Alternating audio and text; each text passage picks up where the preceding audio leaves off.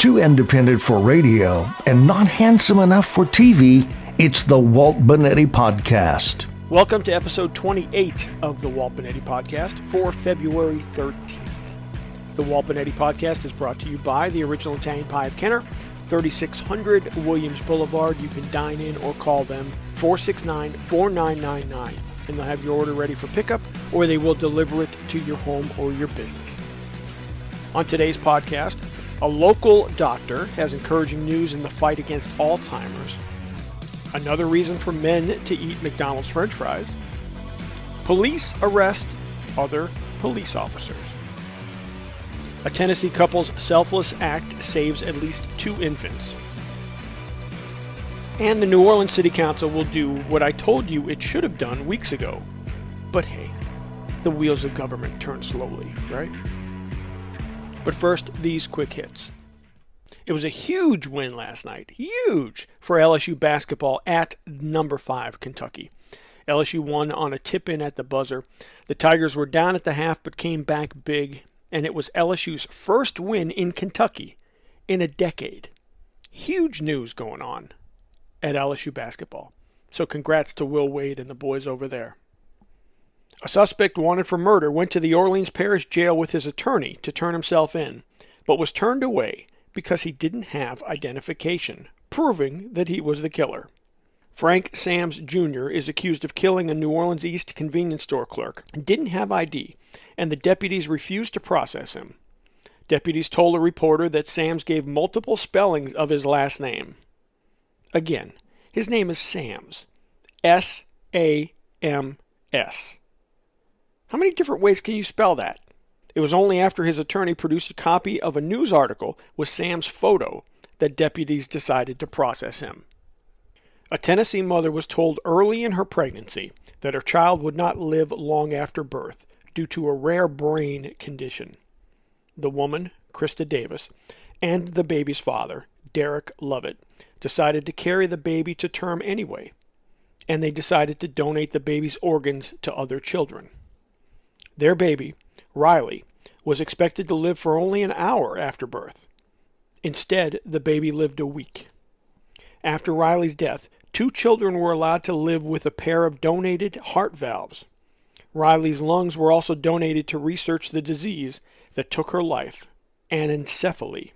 Krista Davis said, quote, "There are going to be 2 kids who make it a lot longer because of her." You know, it really doesn't matter to me what side of the abortion issue you're on. I mean, I'm staunchly pro-life, but that's me. But when you hear a story like this, when you hear the incredible success that we've had with adoptions, and yes, I am adopted, I've said that many times, you have to at least acknowledge the fact that there is really no reason for abortion. Abortion is a matter of convenience. Now, yes, I know that in a couple of rare instances, the life of the mother is at risk. And yes, I get the argument about rape and incest. I agree with that. Have an abortion in those cases. You certainly don't want a mother to die giving birth. But there are a lot better things that you could do with a baby than abort it. Let's just get that out there. Forget a woman's right to choose. Forget anything about that argument. Having a child is a gift. And these people in Tennessee got it. They understood that no matter how long they had their baby on this earth, that they were going to do some good with her. And that's a great thing. Danny Monteverde at WWL-TV had a great report about some New Orleans landmark buildings that are abandoned and have been for years, and the progress that some have made or will make in recovering, including the old LSU Charity Hospital. You should definitely check out the report, 8 Landmarks in New Orleans, on WWL-TV.com. An article in Muscle and Fitness magazine, which I read religiously, in case you couldn't already tell, cited a research study claiming that eating McDonald's French fries can cure baldness. One of the chemicals that McDonald's uses in the frying oil can mass produce hair follicle germs and has caused new hair growth in mice. Now I know why the mice hanging around the McDonald's on Loyola and Kenner are so hairy. And now this. If you're hungry and you want to eat some great food, head over to the Original Italian Pie of Kenner, 3600 Williams Boulevard, just a little bit north of West Esplanade. You can dine in or you can call them, 469-4999, and they'll have your order ready for pickup, or they will deliver it to your home or your office. Whether you want a great salad, a sandwich, a calzone, a wrap, pasta, or pizza, you can find it all at the Original Italian Pie of Kenner. 3600 Williams Boulevard. Their telephone number is 469-4999. You can dine in. They have incredible service, or you can call them. They'll have your order ready for pickup on your way home, or they will deliver it to your home or your office. So, whenever you are hungry, make sure you think about the Original Italian Pie of Kenner. For maximum pain relief without that Walter smell. Walt Bonetti. Welcome back. Thanks again for spending part of your day with the podcast. There was a very nice article the other day in The Advocate about Dr. Paul Harch, an LSU professor and director of hyperbaric medicine at the LSU Health Center, New Orleans School of Medicine. Dr. Harch and a North Dakota doctor, Edward Fogarty, wrote a research report detailing how a 58-year-old woman suffering from Alzheimer's improved her memory and concentration and was able to do crossword puzzles and operate a computer after hyperbaric therapy. Quote, "We demonstrated the largest improvement in brain metabolism of any therapy for Alzheimer's disease," Dr. Harch said. Dr. Harch has also done extensive research regarding hyperbarics and PTSD in veterans. Now, you may not have ever heard of Dr. Paul Harch, but I have, and I owe Dr. Harch more than I could ever repay. When I hurt my leg after spending 60-plus days at Ochsner, the doctors gave up and wanted to amputate my leg. They told me that without an amputation, I would be in pain the rest of my life, I would never walk again, and in a year or so, I would probably beg them to amputate. After much prayer, I asked for a second opinion, and the only hospital willing to take my case was then LSU's Chabert Hospital in Houma. After about a week there, while they assessed me, they transferred me to Charity Hospital as an outpatient. In the beginning, I had daily wound care. As I got a little stronger, I began physical therapy, then hyperbarics with Dr. Harch and his staff. Dr. Harch took charge of my case, and I had over 80 hyperbaric treatments, or dives. Hyperbarics helped my wounds heal quicker, and it was through the dedication of Dr. Harch and the other medical professionals at LSU's outpatient clinic, then at the old Lord & Taylor building next to the Superdome, that 7 years later, my left leg is still attached. When other doctors gave up on me, Dr. Harch and LSU didn't, and for that, I will always be in their debt. After all the posturing the New Orleans City Council has done recently regarding Entergy and the new power plant in New Orleans East, it appears the New Orleans City Council will do what I told you it should have done some time back. Stop the nonsensical talk about a revote and go through with their face-saving fine of Entergy. Entergy itself offered to pay the $5 million fine last month. As I told you, if the New Orleans City Council wanted to slap Entergy on the wrist for paying some folks to voice fake support for the power plant, and the fine didn't come out of ratepayers' pockets, I could care less. But stop with the pompous posturing. Everyone knows that the fine is just another money grab for a cash-strapped city that can't do the obvious: cut non-vital city services.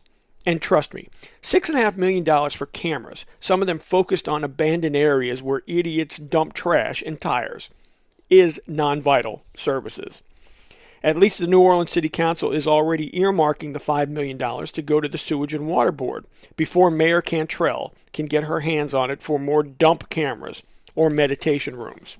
The $5 million from Entergy will go towards Sewage and Water Board projects, including upgrading a new FEMA-paid-for turbine that won't work when the weather temperatures go below 45 degrees. In a statement about the power plant that Entergy has already spent $96 million on after it was approved by the council last year, council members Jay Banks, Joe Giarrusso, and Helena Moreno said the plant, quote, will certainly not satisfy everyone, but taking into consideration the current circumstances, it is a better outcome and avoids the most harm for the people of New Orleans. By current circumstances, the council members meant the $96 million Entergy has already spent. What I don't understand, and what I've never been able to understand, is why does it take government so long to do what seems right? Allegedly, we elect people who are reasonably intelligent. Or do they just fool us, like Mike Yanni, whose IQ, like his ACT score, is in the single digits? Now, the Walt Bonetti Podcast Dumbass of the Day. Undercover officers were arrested by other undercover officers in Detroit. Officers from Detroit's 12th Precinct went undercover to buy drugs from undercover officers posing as drug dealers from Detroit's 11th Precinct. The officers got into a fistfight, and the whole Keystone Cops affair was caught on body cameras. Talk about the right hand not knowing what the left hand is doing. For arresting themselves, the Detroit Police Department are our dumbasses of the day.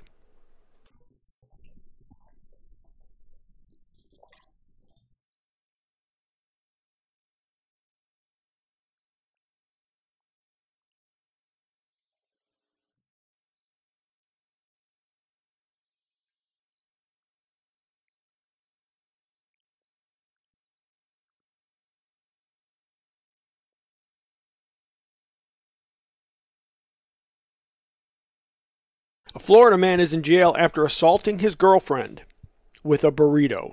Peter Alacua of Port Richey was arguing with his girlfriend when he shoved the woman into a chair and threw his burrito at her, hitting her in the face. When police arrived, the woman still had burrito droppings on her face, neck, shoulder, and chest area. Alacua was arrested for domestic battery and burrito destruction. What is up with all these stories lately about people assaulting other people with food?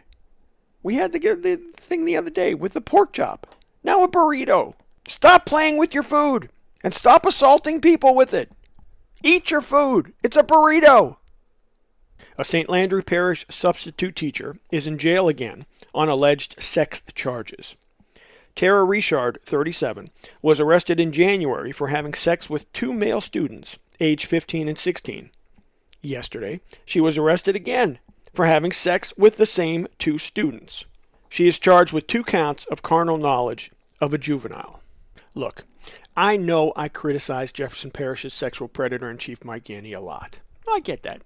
Some people don't like it. Some people think I criticize him too much. But honestly, what is the difference? If you stood two of them together, if you stood a 16-year-old next to a 17-year-old, could you tell the difference? Because I couldn't. But because the 17-year-old is 17, and that is the age of consent in Louisiana due to an inane law that was passed years ago. Mike Yanni is not in jail. But this teacher is. All of you Mike Yanni supporters out there, do you not see the hypocrisy in that? Why is 17 the age of consent in Louisiana? You can't vote. You can't register for the military. Why 17? 18 should be the age of consent. Now, I know there are people out there that would say, look, there's not much difference between an 18-year-old and a 17-year-old. And I get that argument too. But there has to be some dividing line, not some random number like 17. In any event, hopefully later this year, Jefferson Parish voters will have the sense enough to defeat Mike Yanni and send him back under the rock that he crawled out of. And maybe he'll try to change his name again and fool us yet again. Well, that puts a wrap on today's podcast. If you have any comments, suggestions, topics, please email me, waltbradio@gmail.com. Don't forget, please support our sponsor, the Original Italian Pie of Kenner, 3600 Williams Boulevard. You can dine in or call them, 469-4999, and they'll have your order ready for pickup, or they will deliver it to your home or your office. It's really that simple. Call them and eat some great food. As we tell you every day, please go out and be a blessing. Change someone's life today, even if it's your own. You can do it because you live in the greatest country in the world, possibly the greatest country in the history of the world, and the only country where you can wake up every day and change your life or the life of someone else. Thanks again for listening. Walt Bonetti.